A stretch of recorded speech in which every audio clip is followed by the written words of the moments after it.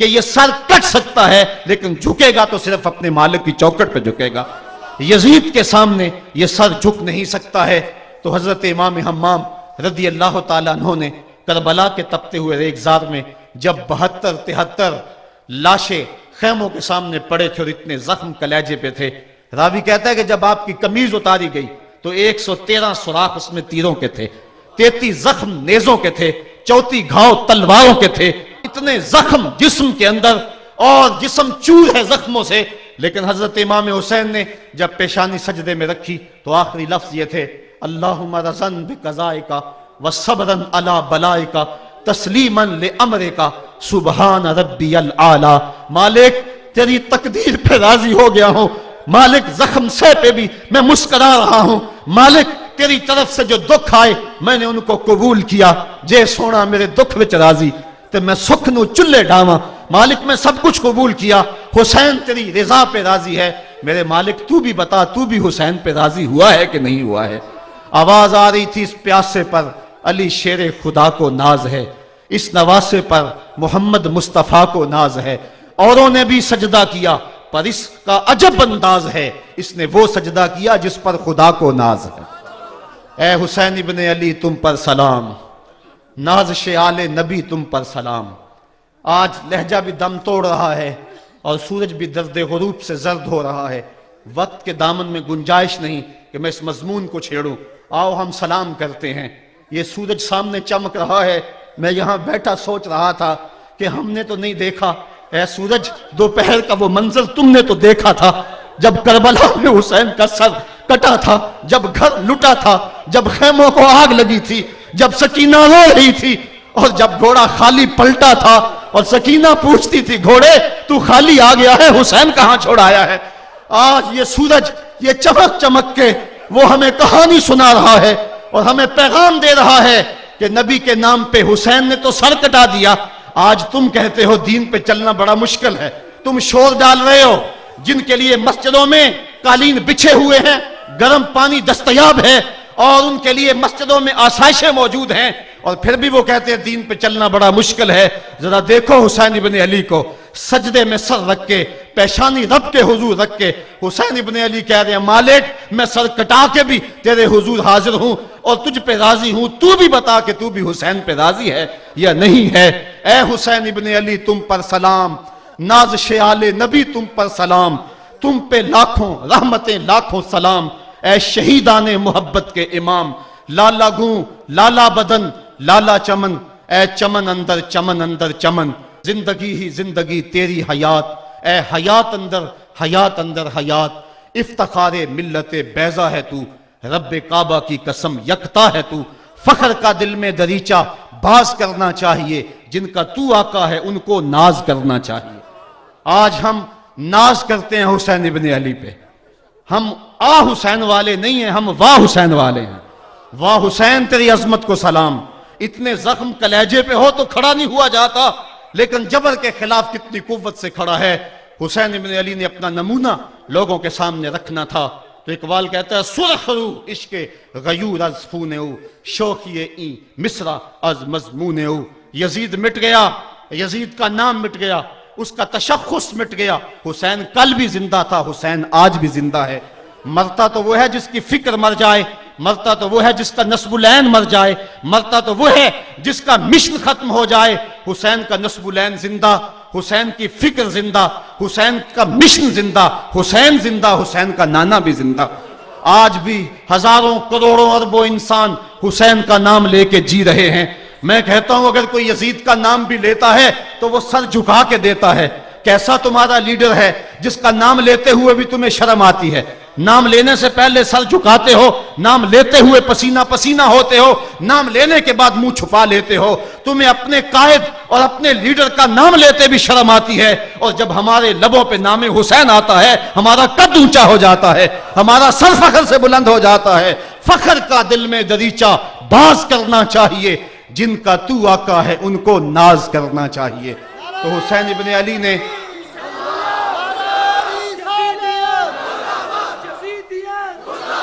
کسی نے کہا تھا کہ یہ دو شہزادوں کی جنگ تھی، تو کسی نے بڑا خوبصورت جواب دیا. اس نے کہا کربلا جنگ تھی اگر دو شہزادوں کی، قلم میں زور ہے تو لکھو حسین ہار گئے، لہجے میں تنتنا ہے تو لکھو حسین ہار گئے، انداز میں زور ہے تو کہو حسین ہار گئے۔ زمانہ کل بھی کہتا تھا، زمانہ آج بھی کہتا ہے، حسین کل بھی جیتا تھا، حسین آج بھی جیتا ہے۔ جب حضرت امام حسین رضی اللہ تعالیٰ عنہ کا سر انور کاٹ لیا گیا اور خولی بن یزید نے نیزے کی نوک پہ اس کو رکھا، ویسے رخ سر کا زمین کی طرف سے تھا، کسی نے کیا خوب کہا، باں کے سر نیزے پہ اور سوئے زمین ہے روح، یعنی سجدہ ثانی کی ہے آرزو۔ رکعت کے دو سجدے ہوتے ہیں، ایک سجدہ ہوا تھا کہ سر انور جدا کر لیا گیا، جب نیزے کی نوک پہ تھا سر تو رخ زمین کی طرف سے تھا۔ شاعر کہتا ذرا غور سے دیکھو سر حسین کیا کہہ رہا ہے، سر حسین کی پیشانی زمین کی طرف ہے، پیشانی میں دوسرے سجدے کی آرزو مچل رہی ہے۔ تو جب امام حسین کا سر خولی نے نیزے کی نوک پہ چڑھایا، اس نے تو یہ کہنا چاہا تھا کہ ہم فتح یاب ہوئے اور دیکھو ہم نے سر کاٹ لیا۔ کسی نے کہا ذرا غور سے دیکھو، یہ تو سر کٹ کے بھی سر بلند ہے، یہ سر کٹ گیا پھر بھی سر بلندی نہیں گئی ہے، اس کا بانکپن پھر بھی نہیں گیا ہے۔ حسین کا سر کل بھی اونچا تھا، حسین کا سر آج بھی اونچا ہے، اس کا نام زندہ، اس کا پیغام زندہ، اس کی فکر زندہ۔ حضرت امام زین العابدین یہ کربلا کے وہ شخص ہیں جنہوں نے سارا منظر اپنی آنکھوں سے دیکھا تھا۔ اتنے دکھ کسی کو نہیں پہنچے جتنے زینب اور زین العابدین کو پہنچے ہیں۔ سب منظر کھلی آنکھوں سے دیکھا، 14 سال کی عمر ہے، بیمار ہیں، تاریخ بتاتی ہے اس کے بعد ساری زندگی حضرت زین العابدین نے ٹھنڈا پانی نہیں پیا، جب پانی پینے لگتے تڑپنے لگتے، کہتے مجھے سکینہ کی پیاس یاد آتی ہے، مجھے علی اصغر کا تڑپنا یاد آتا ہے، ساری زندگی پھر ٹھنڈا پانی نہیں پیا۔ حضرت امام زین العابدین نے یہ سارا منظر کھلی آنکھوں کے ساتھ دیکھا تھا، اور پھر آپ نے دمشق کے بازاروں میں بھی اور کوفے کی گلیوں کے اندر بھی سروں کا یہ قافلہ اپنی قیادت کے اندر جو ہے وہ گزارا تھا۔ جب یزید کے دربار کے اندر حضرت امام زین العابدین پہنچے تو یزید نے پہلے تو جو ہے وہ دکھ کا اظہار کیا۔ بعض لوگ یہاں سے یزید کی بریت کا اعلان کرتے ہیں۔ یہاں کسی نے بڑی خوبصورت بات کہی کہ قاتل کی پشیمانی مقتول کی اہمیت کو تو بڑھا سکتی ہے لیکن اس کے دامن سے قتل کے داغ کو نہیں دھو سکتی۔ تو اس نے یہ سب کچھ کیا، یہ بس اس کے ٹسوے تھے جو وہ بہانے لگا، لیکن بعد میں اس نے حضرت امام حسین رضی اللہ تعالی عنہ کے دانتوں کے اوپر جو ہے وہ چھڑی مارنا شروع کر دی۔ تو حضرت ابو برزہ اسلمی صحابی رسول وہاں موجود تھے، وہ کھڑے ہو گئے، اٹھ کے بدن کانپتا ہے ان کا، کہنے لگے ظالم ارفع قدیبہ کا، یہاں اپنی چھڑی ہٹا لے، میں نے اپنی ان آنکھوں سے دیکھا ہے کہ کان رسول اللہ صلی اللہ علیہ وسلم یلسمہ، حضور نے ان ہونٹوں کو خود چوما ہے۔ تو یہ کہہ کہ آپ دربار سے نکل گئے اور روتے تھے اور آپ کے بدن پہ کپڑی بھی تاری تھی۔ بعد میں یزید نے کہا حضرت غلطی ہو گئی اور یہ میں نہیں چاہتا تھا، بتائیں آپ کی کوئی شرط ہو۔ تو آپ نے فرمایا میری 4 باتیں مان لو۔ ان 4 باتوں میں ایک بات یہ تھی کہ سر حسین اور سر شہیداں ہمارے سپرد کر دو تاکہ ہم کربلا جا کے ان کی تدفین کر سکیں۔ دوسری یہ تھا کہ ہمیں مدینہ حفاظت سے پہنچا دو۔ تیسری شرط یہ تھی کہ مجھے جو ہے وہ جمعہ کا خطبہ دینے کی اجازت دو آج دمشق جامع مسجد کے اندر۔ چوتھی بات آپ نے یہ فرمائی کہ قاتلان حسین جو ہے وہ میرے سپرد کرو۔